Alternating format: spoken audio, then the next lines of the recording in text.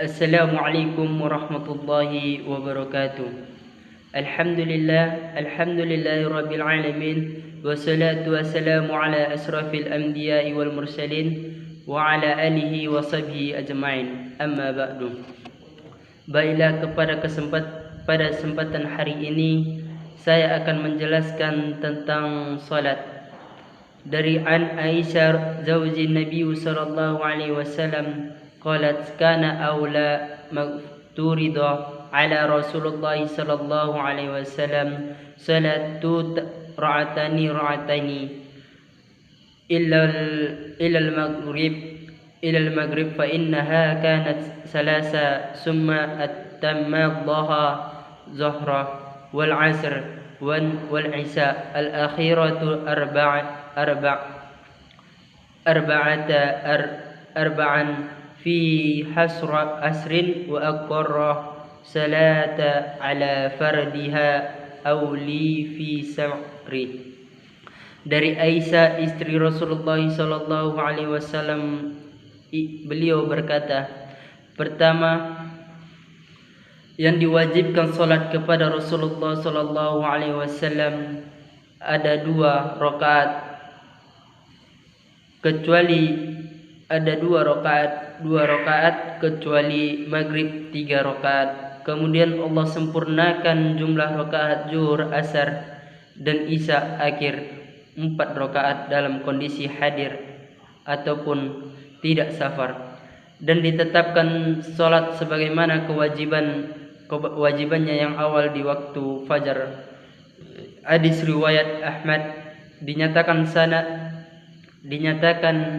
sanadnya jahid oleh Syekh Ali Albani dalam silsilah as-sahih, penjelasan riwayat nomor 2815.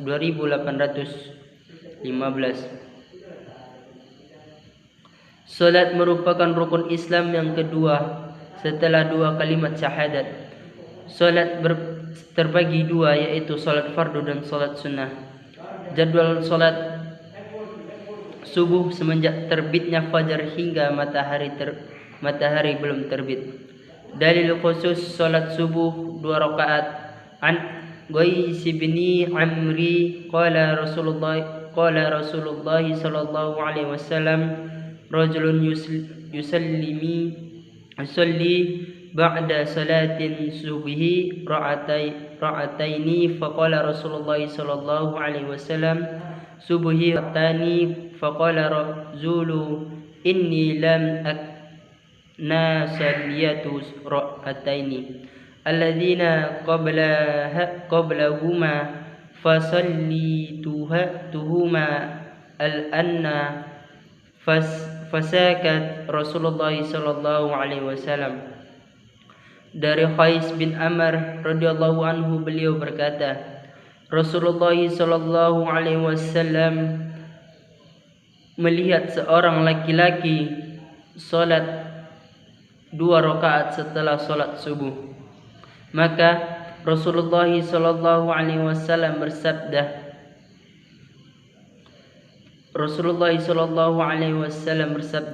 salat subuh itu 2 rakaat.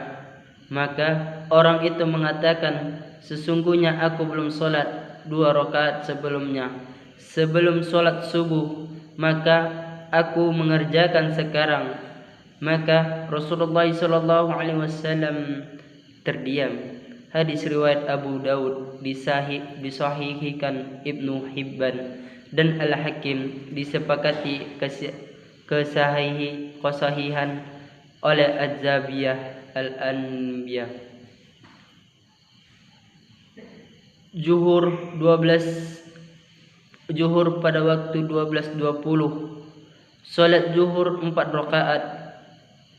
An Anasi anna Rasulullah sallallahu alaihi wasallam salli zuhri bil madinati arba'an wa salli al-asru di al-halifati ra'atani. Dari Anas radhiyallahu bahwasanya Rasulullah sallallahu alaihi wasallam salat zuhur di Madinah 4 rakaat dan salat asar Hulaifah 2 rakaat. Hadis riwayat Muslim. Salat asar ada jam 3.28 selama matahari belum menguning. Salat asar 4 rakaat. Anna Rasulullah sallallahu alaihi wasallam salli asr fasalli ma fi salasin ra'atin summa dakhala manzilahu faqala ilayhi rajulun yuqalu lahu wal khair baqu wa kana fihi yadayhi zuhulun faqala ya Rasulullah fazakkara lahu sani'ahu wa kharaja asbana yajurru ridaahu hatta taha ila nisa faqala asadaqa hadha qala na'am fasalli ra'atun summa salam summa sajadatihi summa salim. Sesungguhnya Rasulullah sallallahu alaihi wasallam salat asar, kemudian beliau salam dalam rakaat ketiga, kemudian masuk rumahnya, maka bangkitlah seseorang yang disebut Al-Kirbaq yang memiliki tangan panjang, maka ia berkata, wahai Rasulullah. Kemudian disebutkan apa yang dilakukannya Nabi, maka dilakukan Nabi. Maka beliau kemudian keluar seperti terlihat marah, menarik selendangnya sampai di hadapan manusia. Kemudian beliau berkata, apakah lelaki ini benar? Para sahabat menjawab, ya. Maka kemudian Nabi salat 1 rakaat, kemudian salam, kemudian sujud 2 kali sujud, kemudian salam. Hadis riwayat Muslim Al-Imran bin Husain. Maghrib, salat maghrib pada 16.25 selama awan merah belum menghilang. La tutiru bisalasin wala tasabbahu bisalatil maghribi aw tiru bi khamsin aw bi sab'in. Janganlah witir dengan 3 rakaat dan janganlah menyerupai salat maghrib. Berwitirlah dengan 5 atau 7 rakaat. Hadis riwayat Al-Hakim. Dinyatakan sahih sesuai syarat Al-Bukhari dan Muslim oleh Az-Zahabi dalam riwayat At-Tawi pada Syah Ma'ani. Al-Atsar dinyatakan dengan lafaz salat Isya 7.35 hingga tengah malam. Dalam kitab At-Taqirat As-Sadidah fi Masail Al-Mufidah yang ditulis oleh Syekh Hasan bin Ahmad bin Muhammad Al-Qaf, disebutkan bahwa waktu pelaksanaan salat wajib dibagi menjadi 6 bagian. 6 bagian itu meliputi waktu utama, waktu pilihan, waktu boleh, waktu haram, waktu uzhur, dan waktu darurat. Salat Isya 4 rakaat. An Jabir bin Samurah qala saka ahlul kufatin sa'dan ila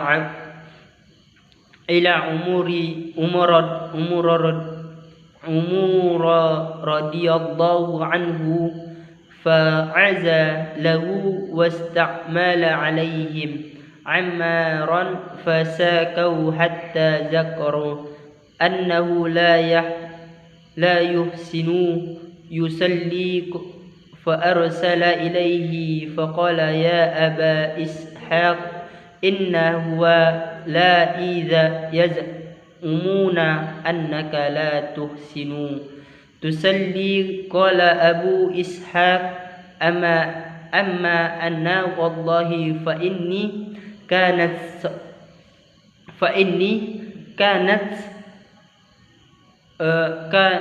kuntu usalli bihim salatu Rasulullah sallallahu alaihi wasallam alaihi ahrim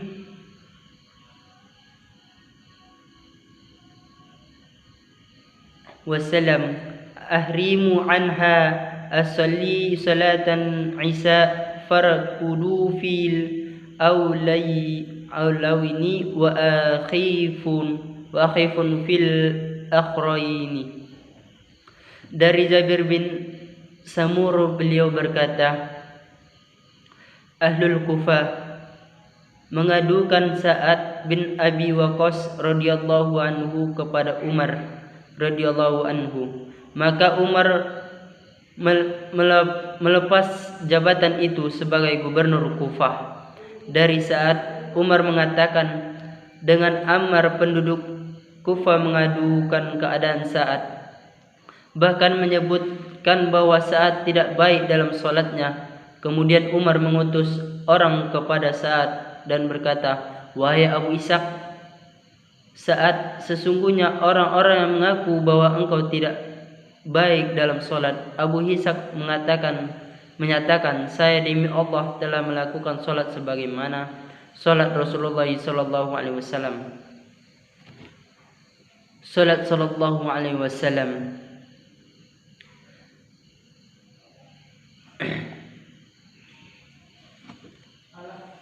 Saya melakukan solat Isya dengan memanjangkan bacaan di 2 rakaat awal dan meringankan bacaan di 2 rakaat akhir. Surah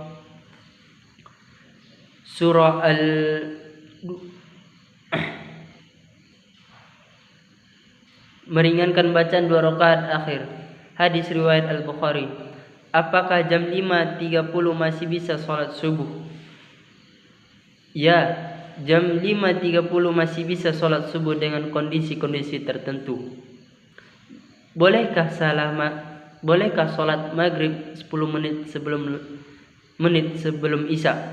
Waktu maghrib berakhir tepat sebelum waktu Isya. Jadi ya, Anda dapat salat maghrib sebelum waktu Isya dimulai. Meski salat pada waktu yang ditentukan lebih baik, Anda dapat menundanya hingga waktu maghrib selesai. Jika tidak, maka akan dihitung dalam salat qaza. Salat itu tidak sah dilaksanakan sebelum masuk waktunya sesuai dengan ijma' umat Islam. Dan jika ia salat subuh masuk waktunya, jika ia melakukannya dengan sengaja, maka salatnya batal, tidak selamat dari dosa. Apakah jam 14.30 masih bisa salat zuhur? Dikutip dari buku Rahasia Qadahsyatan 12 waktu mustajab untuk berdoa oleh Nur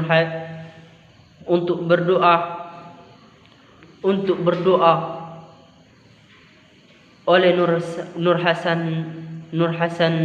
Nabiin Batas. Salat zuhur adalah saat matahari mulai condong ke arah barat sampai bayangan suatu benda menjadi sama panjang dengan benda tersebut. Para ahli fikih memperkirakan waktu tersebut terjadi pada pukul 12.15 siang. 2 rakaat sebelum subuh.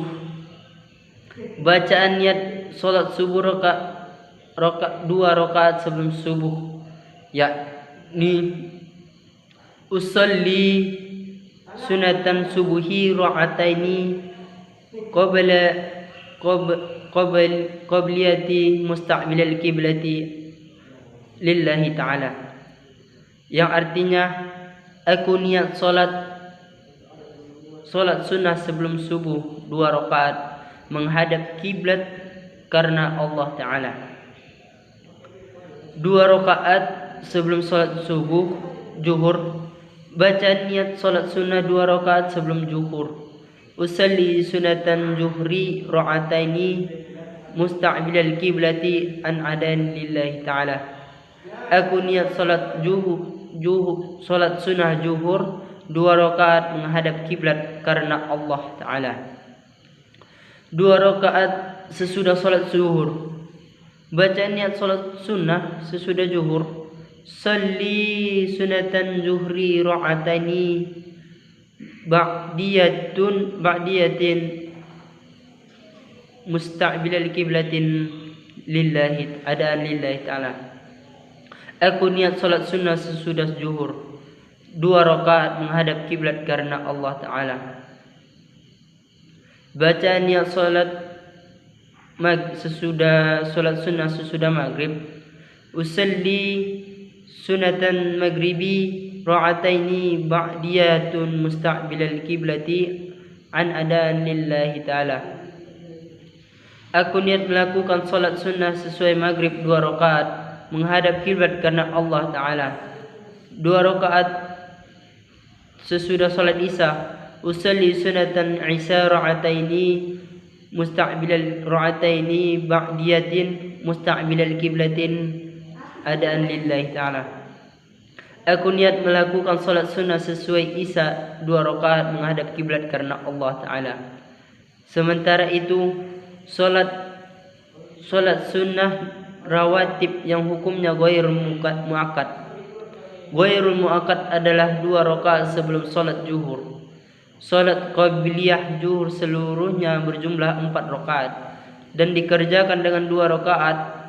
2 rakaat yang pertama hukumnya muakkad, sedangkan 2 rakaat terakhir hukumnya ghairul muakkad. Berikut bacaan ghair muakkad. Usalli sunatan zuhri ra'ataini qabliyatin an adaan lillahi ta'ala. Aku niat salat sunnah zuhur 2 rakaat menghadap kiblat karena Allah Ta'ala. Salli sunatan zuhri ra'ataini ba'diyah mustaqbilal kiblatin an adaan lillahi ta'ala. Aku niat salat sunnah zuhur 2 rakaat menghadap kiblat karena Allah Ta'ala. 2 rakaat sebelum salat asar. Baca niat salat sunnah 2 rakaat sebelum asar. Usalli sunatan asri ra'ataini qabliyatan ra'ataini lillahi ta'ala. Aku niat salat sunnah maghrib, salat sunnah sebelum asar, mustaqbilal kiblatin menghadap kiblat karena Allah Ta'ala. Bacaan niat salat sunnah 2 rakaat sebelum maghrib. Usalli sunatan maghribi ra'ataini qablal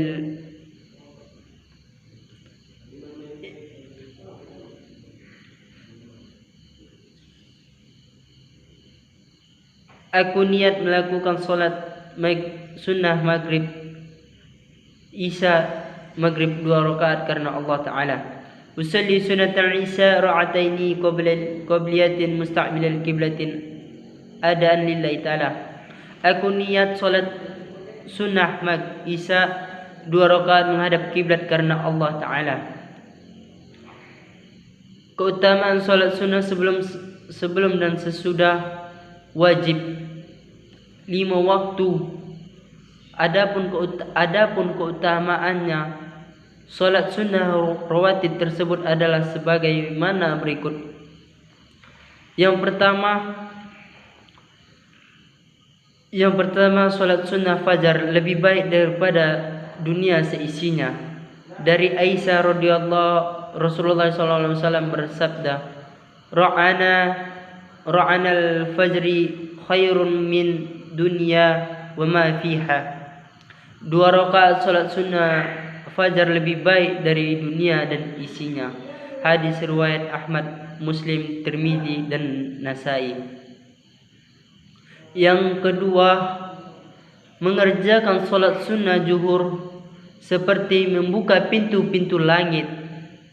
Dari Abu Ayyub Al-Ansar bahwasanya dia mengerjakan salat 4 rakaat sebelum zuhur. Saat dia dinyatakan apakah engkau selalu mengerjakan salat sunnah ini, Dia menjawab, aku melihat Rasulullah SAW mengerjakannya. Dan ketika aku bertanya, beliau bersabda, saat itu adalah saat ketika pintu-pintu langit terbuka. Oleh karena itu, aku ingin amal kebaikanku dinaikkan ke langit pada saat itu. Hadis riwayat Ahmad dan sanadnya bagus. Yang ketiga, Allah Subhanahu wa taala akan merahmati hambanya yang melaksanakan salat sunnah asar. Keutamaan salat qabliyah asar disebutkan dalam sumber sebelumnya, yakni Rasulullah sallallahu alaihi wasallam bersabda, Allah akan merahmati hamba yang salat sunnah 4 rakaat sebelum asar. Hadis riwayat Abu Dawud, Tirmizi dan Ibnu Hibban.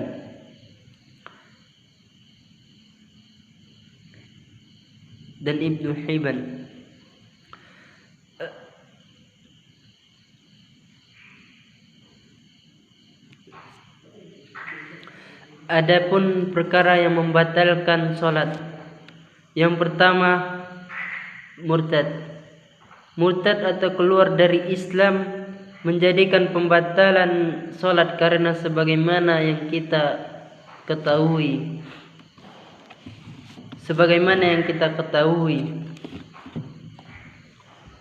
Solat adalah beragama Islam. Demikian orang yang status keislamannya lepas, maka otomatis solatnya batal. Yang kedua, gila. Menjadi gila atau hilangnya akal sehat juga menjadikan hal yang membatalkan solat. Lantaran di antara syarat sah solat yakni berakal, maka tidak sah bila solat dilakukan oleh orang gila atau orang yang kehilangan akalnya. Yang ketiga, belum masuk waktu solat. Solat tidak sah jika dilakukan sebelum waktunya. Maka jika seseorang sedang solat tanpa mengetahui waktunya, dan di tengah solat baru masuk waktu, maka solatnya itu langsung batal. Yang keempat, terkena najis. Suci dari najis menjadikan salah satu syarat sah solat, sehingga tak sah solat seseorang apabila di bajunya, di badannya atau pada tempat solatnya terkena najis. Yang kelima, berhadas kecil. Tak hanya najis, solat pun mesti suci dari hadas baik besar maupun kecil. Apabila muslim berhadas kecil disengaja ataupun tidak, maka batallah solatnya. Yang keenam, berhadas besar. Terkena atau mengalami hadas besar juga dapat membatalkan salat seseorang. Yang termasuk hadas besar adalah keluar air mani bertubuhan, meninggal dunia, haid, nifas dan melahirkan. Yang ketujuh, terbuktinya aurat secara sengaja. Bila aurat terbuka dalam waktu lama, maka membuat solatnya batal. Jika aurat terbuka dalam waktu sekilas dan langsung ditutup kembali, Imam Syafi'i dan Hambali katakan tidak menjadikan solat batal. Sementara Maliki berpendapat secepat apapun aurat yang terbuka ditutup, maka salahnya tetap batal. Yang ke-8, bergeser dari arah kiblat. Muslim yang salat serta melakukan gerakan badan yang membuat arah salatnya bergeser hingga membelakangi kiblat, maka salatnya batal dengan sendirinya. Yang ke-9, kehilangan niat. Orang yang salat kemudian tiba-tiba niatnya menghilang atau berubah, maka salatnya langsung batal. Yang dimaksud berubah niat pula bila terbesit niat untuk menghentikan solat yang sedang dilakukannya di dalam hati, maka pada saat itu salatnya yang sedang dilakukannya di dalam hati, pada saat itu solatnya batal sebab niatnya telah salah ataupun niatnya rusak. Yang ke-10, tidak membaca surah Al-Fatihah. Para ulama sepakat bahwa membaca surah Al-Fatihah adalah termasuk dari rukun Islam, rukun salat. Sehingga muslim yang secara sengaja maupun lupa untuk tidak membacanya, maka solatnya tidak sah. Yang ke-11, meninggalkan rukun solat lainnya. Berikut yang termasuk rukun solat: berdiri, ruku, i'tidal, sujud, duduk di antara dua sujud, duduk tasyahud akhir, membaca lafal tasyahud akhir, membaca solat pada tasyahud akhir, mengucapkan salam pertama, tertib dan tumakninah. Jika rukun-rukun ini tertinggal atau tidak dikerjakan, bahkan salah satunya saja, maka solat seseorang menjadikan tidak sah. Tertawa, jumhur ulama menyepakati orang yang tertawa dalam solatnya maka salah solat yang tersebut. Mengucapkan salam dan menjawabnya, meski mengucapkan salam adalah sunnah dan menjawabnya yaitu wajib, tetapi tidak boleh dilakukan ketika sedang solat, karena dalam solat salam merupakan berada di akhir sebagai penutup, sehingga bila penutup salam itu dilakukan maka selesai solat itu batal. Yang ke-14, membaca solawat. Membaca solawat ketika mendengar Nabi Muhammad sallallahu alaihi wasallam memang sunnah. Tetapi jika dalam solat itu diucapkan padahal bukan bagian dari ayat Al-Quran dan bacaan tasyahud, maka membatalkan solat seseorang. Yang ke-15, bergerak di luar gerakan. Ulama menyepakati bahwa gerakan solat yang dilakukan berulang mampu membatalkan solat. Para ulama berbeda pendapat terkait batasan gerakan yang membatalkan solat. Mazhab Hanafi dan Maliki berpendapat gerakan yang banyaklah yang dapat membuat solat menjadi batal. Sementara mazhab Syafi'i dan Hambali bersandar pada al-urf, kebiasaan masyarakat. Jika suatu gerakan yang solat dianggap sudah keluar dari konteks, suatu gerakan dalam solat dianggap konteks dalam solat menurut kebiasaan masyarakat, maka solatnya batal. Demikianlah pidato atau khutbah yang singkat ini. Jika ada kata-kata yang salah, mohon dimaafkan. Wabillahi taufiq wal hidayah. Assalamualaikum warahmatullahi wabarakatuh.